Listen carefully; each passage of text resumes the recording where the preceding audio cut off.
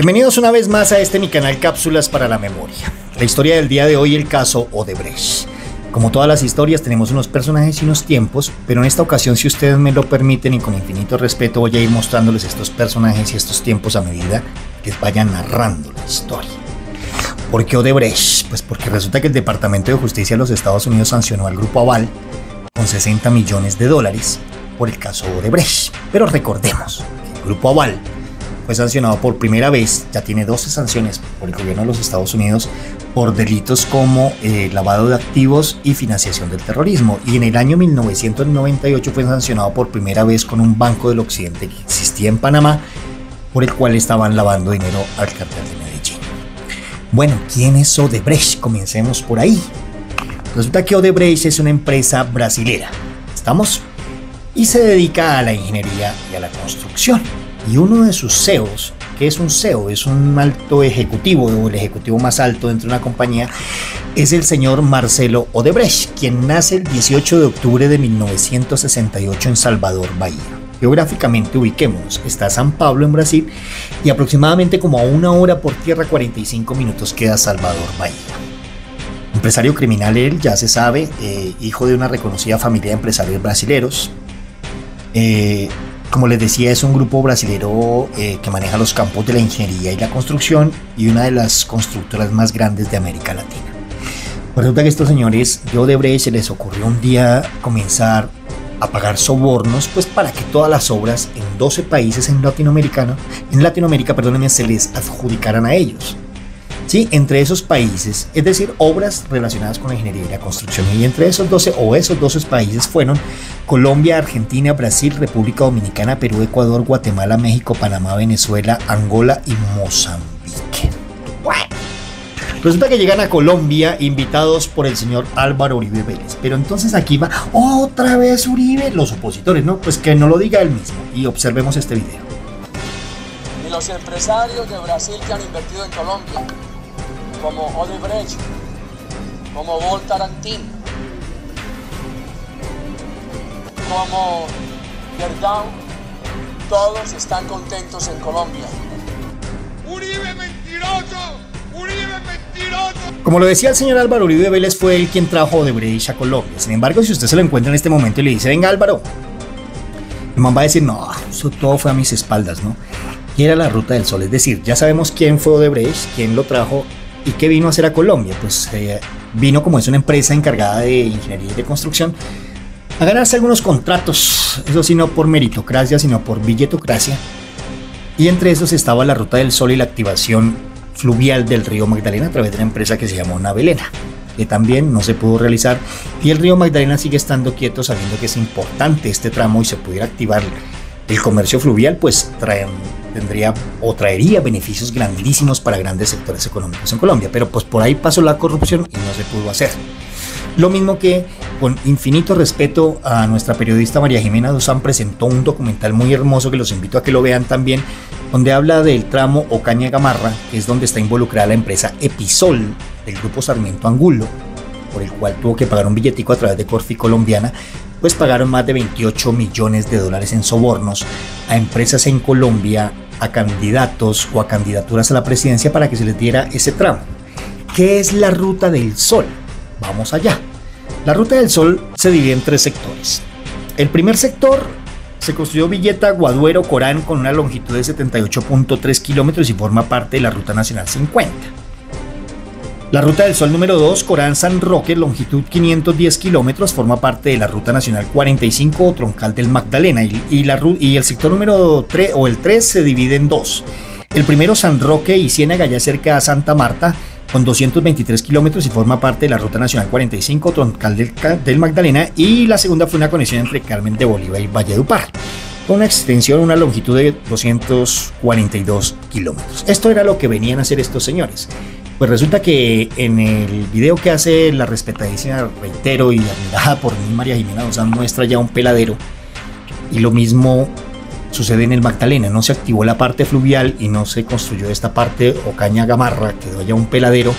Y es donde muestra que por donde pasa la corrupción en Colombia siempre nos va a dejar unos peladeros inmensos, porque aquí tengo yo que traer a colación nada más ni nada menos que a Pacific Rubiales, que fue una empresa que se ubicó más de 2 décadas allá en Puerto Gaitán, en el llano, y vayan ustedes, pasen por Puerto Gaitán y se den cuenta el peladero que hay, y no fueron capaces ni siquiera de darle progreso económico a eso, y se nos robaron todo el petróleo, robadito, tal cual, porque ese dinero no apareció. Entonces digamos que tenemos que mirar quiénes fueron los gobiernos que estuvieron dentro de esta empresa Pacific Rubiales para saber quiénes fueron los que se nos robaron la plata del petróleo. Y adivinen que por ahí aparecen los mismos de siempre. Eso es lo que es Odebrecht, quién lo trajo y lo que vino a construir. Bueno, dentro de todos estos sobornos, que como le digo, el Grupo Aval pagó más de 23, 24, 25, algunos medios dicen que 28, es muy difícil saber el dato exacto, millones de dólares a gente y a empresas para que les dieran la construcción de la Ruta del Sol. Bueno, y veíamos a Odebrecht por todo Colombia dando billete a la lata. ¿Quién era el que daba este billete en Odebrecht? Un señor llamado Luis Antonio Mameri.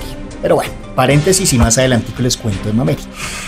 Plata va, plata viene y ¡pum! Llega el año 2014 y resulta que se destapa en Brasil un escándalo grandísimo que se llamó Lava Jato. Y resulta que era que la empresa Petrobras estaba haciendo lo mismo con Odebrecht, pero en Brasil, y el presidente de Petrobras en Brasil fue condenado. Partamos de ahí.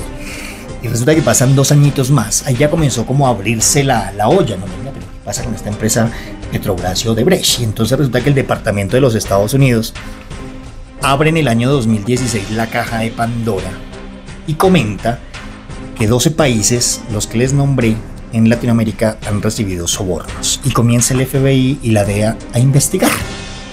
Ok, año 2016, el señor Néstor Humberto Martínez. Mucho ojo con eso. Bueno, ahí se destapa la olla de Odebrecht, ¿no?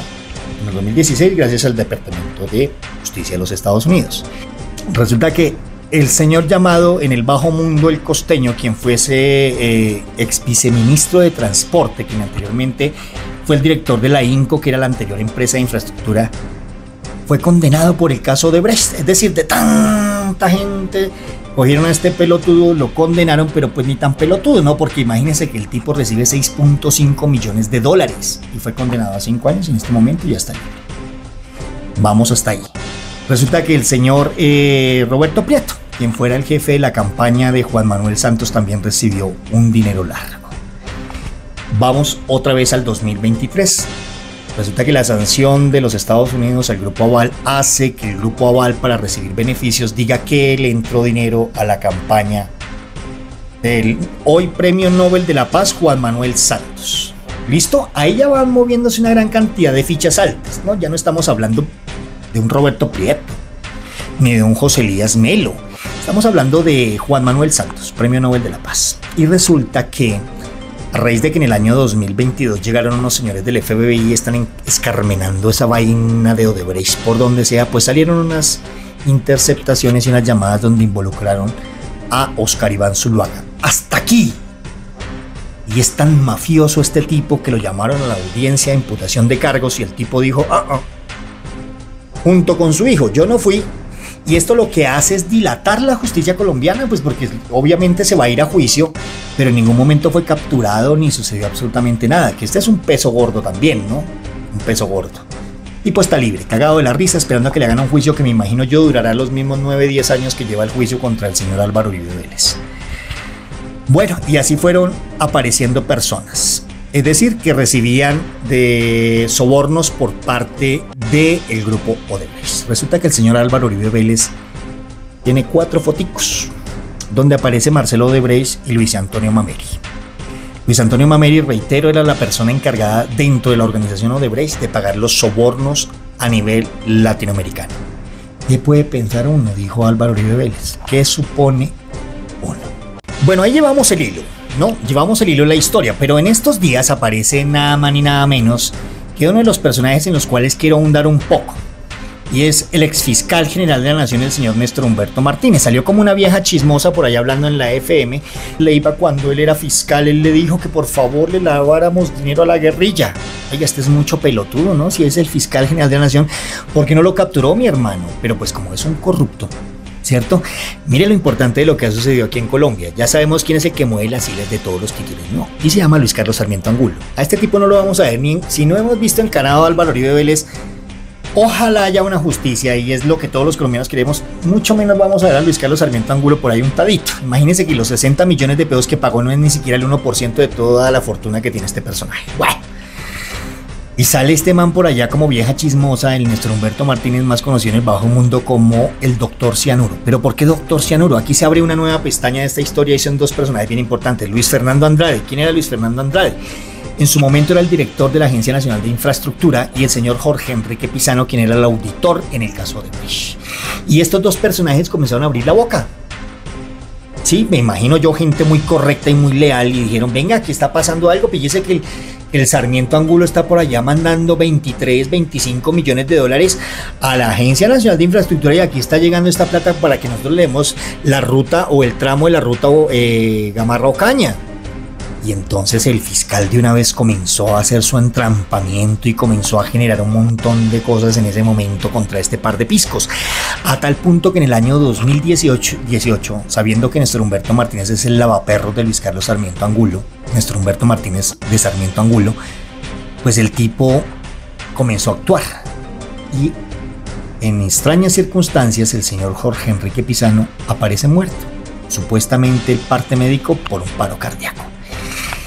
Pero lo más raro es que más adelante pues el hijo se emberraca. Si a uno, por Dios, si a uno en Colombia le matan al hijo, pues el hijo se emberraca y el hijo comenzó a abrir la boca porque también. Y resulta que encuentran al hijo muerto porque aparentemente con una botella que encontró encima del escritorio de su papá tomó y tenía cianuro.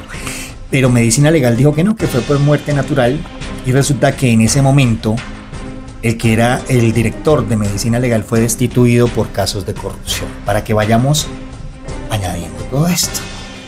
Bueno, como ya hemos visto que se está empecuecando Álvaro Uribe Vélez, se está empecuecando Juan Manuel Santos, Oscar Iván Zuluaga, Luis Carlos Sarmiento Angulo y su empresa Corfi Colombiana, y el exfiscal Néstor Humberto Martínez, pues esta vaina está caliente.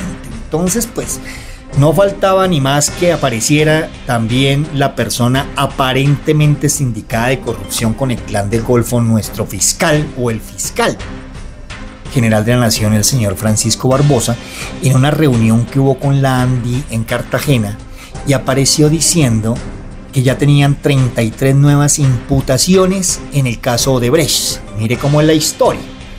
Desde que comienza toda esta vaina hasta la fecha, la fiscalía no había hecho un carajo, y de la noche a la mañana, como por obra y gracia del Espíritu Santo, Salomín Salazán, por aquí sí están, aparecieron 33 personas de la Agencia Nacional de Infraestructura sindicadas, entre ellas Luis Fernando Andrade. Rarísimo. Ahí va el caso Odebrecht. Hasta este punto va. Entonces espero realmente haberles podido aclarar un poquitico toda esta historia para que sepamos por qué en este momento el fiscal Barbosa y por qué Álvaro Uribe Vélez están saliendo a dar declaraciones diciendo que todo fue a sus espaldas, y el otro imputando una gran cantidad de personajes en el caso de Odebrecht. Pues resulta que, claro, en este punto, cuando se destapa esa olla, pues créanme lo que no va a caer nunca Luis Carlos Sarmiento Angulo, no va a caer Álvaro Uribe Vélez, no va a caer Juan Manuel Santos. Sí, miren nomás, Oscar Iván Zuluaga. Yo creo que 10 años más se nos va en ese juicio, sabiendo que tenía que declararse culpable porque las pruebas están hasta donde no más. Entonces comienzan a imputar y a sacar gente que sí estuvo involucrada, creería yo, porque pues, uno como sabe, pero de los pequeñitos. Y entonces lanzaron a 33 a la olla. Y así vamos a estar. Lo importante en este punto del caso de Odebrecht es que no se les olvide que tenemos una comitiva del FBI, de la DEA, aquí en Colombia investigando este caso a fondo, y que esperemos den resultados. Y otra cosa importante es que muy pronto entrará una de las fiscales de las cuales eligió el señor Gustavo Petro a administrar o a ser la fiscal general de la Nación.